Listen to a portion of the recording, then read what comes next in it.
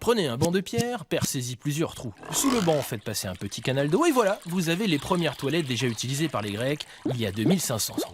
Elles sont publiques et l'on y va à plusieurs pour parler de ces petites affaires. Dis donc, t'as vu la course de chars hier? Ouais, c'était énorme.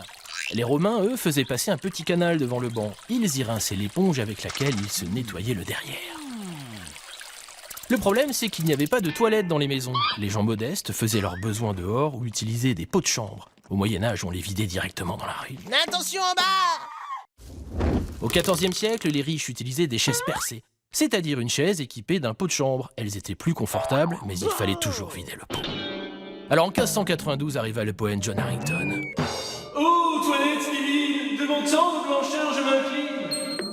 Harrington invente la chasse d'eau pour la reine Élisabeth. Majesté! Un petit réservoir d'eau évacue les excréments à l'extérieur du cabinet de toilette. Son système est amélioré en 1775 par un horloger, Alexander Cummings. Il invente le tuyau en S pour éviter la remontée des odeurs, une technique encore utilisée aujourd'hui. Avec l'eau courante et les égouts, on dispose maintenant de toilettes propres et confortables à la maison. Surtout les Japonais.